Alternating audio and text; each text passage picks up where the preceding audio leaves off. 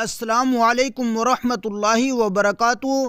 دوستو، آج کی ویڈیو میں ہم بات کریں گے شب برات کیا ہے، اس کی کیا فضیلت ہے، یہ رات کب آتی ہے، اس رات میں عبادت کرنے سے ہمیں کیا ملے گا، اس رات میں کس طرح عبادت کریں اور کون سی عبادت کریں اور کن چیزوں سے بچیں، اور کیا 15 شعبان کا روزہ رکھنا چاہیے یا نہیں۔ آئیے شروع کرتے ہیں۔ شب برات یہ ایک رات ہے۔ یہ رات بڑی فضیلتوں، رحمتوں اور برکتوں والی ہے۔ اس رات میں اللہ تعالیٰ بے شمار لوگوں کی مغفرت فرماتے ہیں۔ یہ رات شعبان کی 15ویں رات ہے۔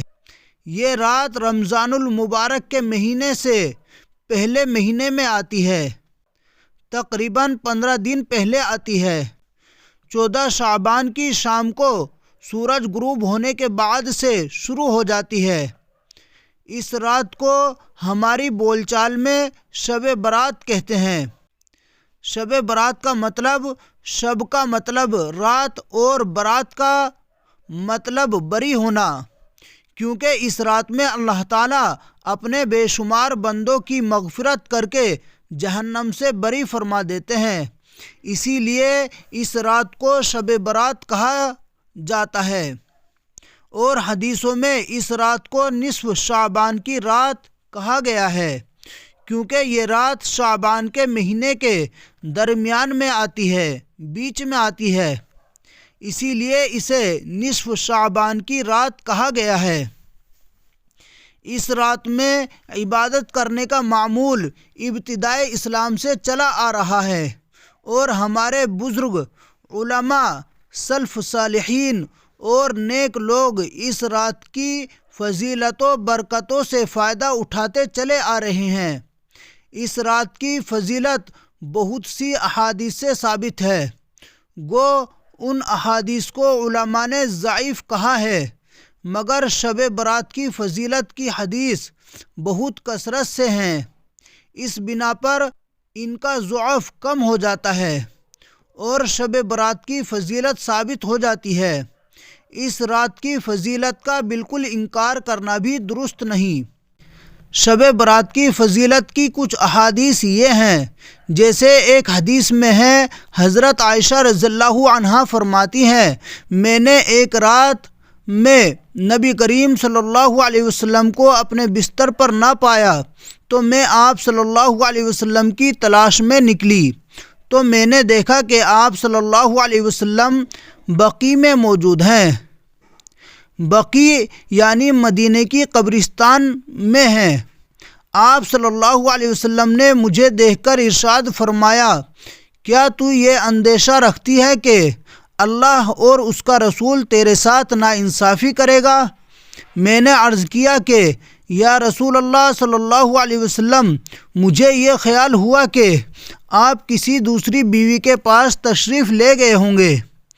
آپ صلی اللہ علیہ وسلم نے ارشاد فرمایا، عائشہ، اللہ تعالیٰ شعبان کی 15ویں شب میں آسمان دنیا پر نزول فرماتے ہیں، اور قبیلہ بنو کلب کی بکریوں کے بالوں سے زیادہ لوگوں کی مغفرت فرماتے ہیں۔ بنو کلب ایک قبیلہ تھا جس کے پاس عرب کے تمام قبیلوں سے زیادہ بکریاں تھیں۔ دوسری حدیث میں اس رات کی فضیلت کچھ اس طرح آئی ہے۔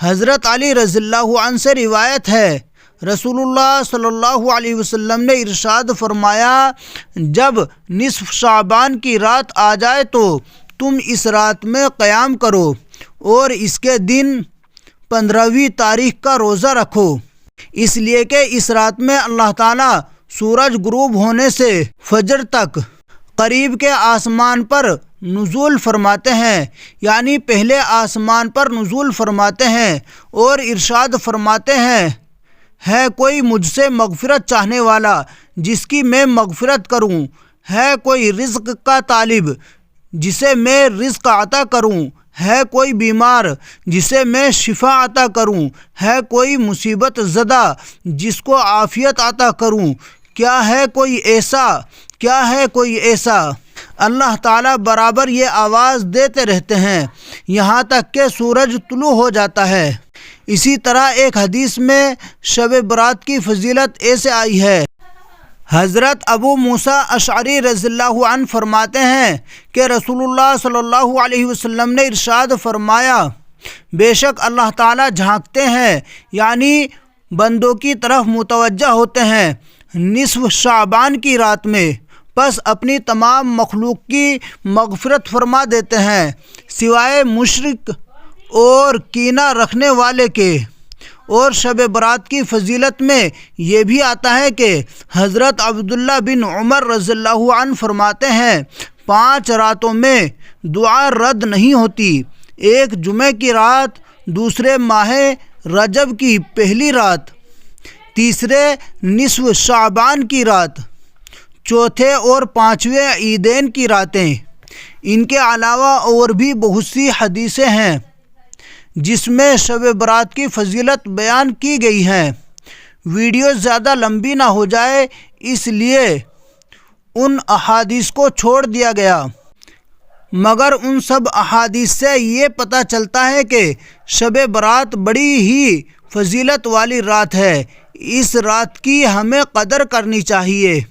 اب سوال یہ آتا ہے کہ ہم اس رات کی قدر کیسے کریں، یہ رات کیسے گزاریں؟ علماء فرماتے ہیں یہ عبادت کی رات ہے، اس رات میں جتنا ہو سکے اتنی عبادت کرے۔ اس رات میں عبادت کرنے کا کوئی خاص طریقہ ہمارے نبی صلی اللہ علیہ وسلم سے ثابت نہیں۔ اس رات میں آپ کا جو دل چاہے عبادت کریں، آپ کا دل چاہے نماز پڑھیں، آپ کا دل چاہے قرآن پڑھیں، اگر آپ چاہیں تسبیح پڑھنا تو تسبیح پڑھیں، اگر کوئی دوسری عبادت کرنا چاہیں مثلا استغفار، درود شریف، صدقہ وغیرہ، کوئی پابندی نہیں، مگر ہاں اس رات میں خاص طور سے دعا ضرور مانگے، کیونکہ اس رات میں اللہ تعالیٰ آسمان دنیا پر آ کر خود اعلان کرتا ہے کوئی مجھ سے مانگنے والا میں اسے عطا کروں، ہے کوئی بیمار جسے میں شفا عطا کروں، ہے کوئی گنہگار جس کی میں مغفرت کروں، یعنی اسی طرح کے اعلان صبح تک ہوتے رہتے ہیں۔ اور اللہ تعالیٰ اس رات میں ہر دعا قبول فرماتا ہے اور سب کی سنتا ہے، جسے جو مانگنا ہے مانگے، مگر کچھ لوگ ہیں جن کی مغفرت اس رات میں بھی نہیں ہوتی۔ نمبر 1، شرک کرنے والا، یعنی اللہ کے جیسا کسی اور کو ماننا یا اللہ کی جیسی طاقت کسی دوسرے میں سمجھنا، مثلا کسی کے بارے میں یہ خیال کرنا مارنا، زندہ کرنا، اولاد دینا، شفا دینا، بارش برسانا یا ہوا چلانا، یہ سب کام اللہ کے ہیں، اور یہ کوئی کہے فلاں بندہ بھی ایسا کر سکتا ہے تو یہ شرک ہے۔ نمبر 2، کینہ رکھنے والا، دل کے اندر کسی دوسرے شخص کی نفرت رکھنا، یہ کینہ کہلاتا ہے۔ نمبر 3، اہل حق کی جماعت سے دور رہنے والا۔ نمبر 4، زانی، غیر سے ناجائز سمبند بنانا، چاہے وہ مرد ہو یا عورت۔ نمبر 5، رشتہ داری توڑنے والا۔ نمبر 6، ٹخنوں سے نیچے پائجامہ لٹکانے والا۔ نمبر 7، ماں باپ کی نافرمانی کرنے والا۔ نمبر 8، شراب یا کسی دوسری چیز سے نشہ کرنے والا۔ نمبر 9، قاتل، ناحق قتل کرنے والا۔ نمبر 10، خودکشی کرنے والا۔ نمبر 11، جبراً ٹیکس وصول کرنے والا۔ نمبر 12، جادوگر۔ نمبر 13، ستاروں کو دیکھ کر فال کے ذریعے غیب کی خبر دینے والا۔ نمبر 14، ہاتھ دیکھ کر غیب کی خبر دینے والا۔ نمبر 15، طبلہ اور گانا بجانے والا۔ یہ وہ لوگ ہیں جن کی شب برات جیسی بابرکت والی رات میں بھی بخشش نہیں ہوتی۔ اگر آپ کے اندر یہ برائیاں ہیں تو آج سے بلکہ ابھی سے ان برائی کو اپنی زندگی سے دور کر دیجیے، اور اس رات کی قدر ہمیں ایسے بھی کرنی چاہیے کہ اس رات میں کوئی بھی گناہ یا فضول کام نہ کریں۔ جیسے ایک شخص اس رات میں جاگنے کے لیے گھر کے اندر ٹی وی لایا اور فلمیں دیکھ کر رات گزاری، یہ تو اس رات کی مزید بے ادبی بجائے ثواب کے گناہ سر پر ڈال لیا۔ اسی طرح مجمع جمع کر کے گپ شپ کرنا، اس رات میں عبادت کرنا نفل ہے، اور نفل کے بارے میں حکم آتا ہے کہ اس کو تنہائی میں یا گھر میں کرنا چاہیے۔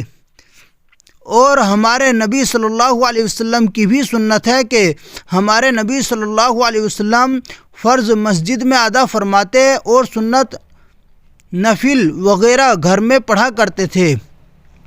ایسے ہی ٹولیوں کی شکل بنا کر قبرستان جانا، یہ بھی کوئی ضروری نہیں، بلکہ جو قبرستان جانا ضروری ہوتا تو ہمارے نبی صلی اللہ علیہ وسلم صحابہ کو حکم فرماتے، مگر کسی بھی حدیث میں نہیں آتا کہ آپ صلی اللہ علیہ وسلم نے صحابہ کو شب برات میں قبرستان جانے کا حکم دیا ہو، اور خود بھی حدیث کے مطابق آہستہ سے گھر سے نکلے اور کسی کو بھی نہیں بتایا۔ اس سے پتہ چلتا ہے کہ قبرستان جانا کوئی ضروری نہیں۔ اسی طرح اس رات کو عید کہنا یہ بھی صحیح نہیں، اور اسی طرح اس رات میں مسجدوں میں، سڑکوں پہ، گھروں میں روشنی کا اہتمام کرنا، یہ سب دین میں غلو ہے اور زیادتی ہے۔ ایسا ہمارے نبی صلی اللہ علیہ وسلم نے اور صحابہ کرام رضی اللہ عنہم اجمعین نے کبھی نہیں کیا۔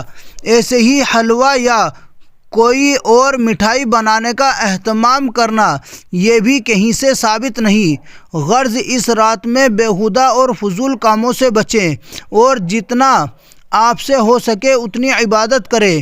نماز، تلاوت، استغفار، صلاۃ التسبیح، درود شریف، ذکر و اذکار جو آپ پڑھنا چاہیں پڑھیں، مگر خاص طور سے اس چیز کا خیال رکھیں کہ آپ کی عشاء کی نماز جماعت سے ہو اور صبح فجر کی نماز جماعت سے ہوں، کیونکہ ایک حدیث کے مطابق جو عشاء کی نماز جماعت سے پڑھتا ہے اسے آدھی رات عبادت کرنے کا ثواب ملتا ہے، اور جو فجر کی بھی نماز جماعت سے پڑھ لیتا ہے تو اسے پوری رات عبادت کرنے کا ثواب حاصل ہو جاتا ہے۔ اس طرح آپ کا شمار شب برات کی رات کو عبادت کرنے والوں میں ہو جائے گا۔ چلیے اب 15 شعبان کے روزے کی بھی بات کر لیتے ہیں۔ 15 شعبان کا روزہ رکھنا بھی حدیث سے ثابت ہے، اور امت کے افراد ابتدائے اسلام سے روزہ رکھتے چلے آ رہے ہیں، اور یہ روزہ بھی نفلی روزہ ہے۔ اگر آپ رکھنا چاہیں تو رکھیں اور نہ رکھنا چاہیں تو نہ رکھیں۔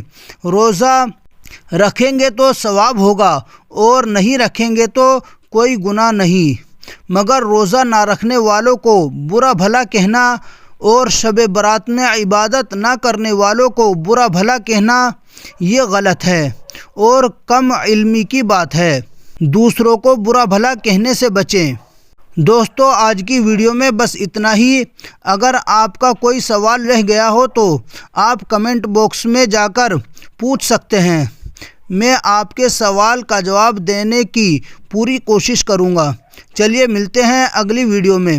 السلام علیکم ورحمۃ اللہ وبرکاتہ۔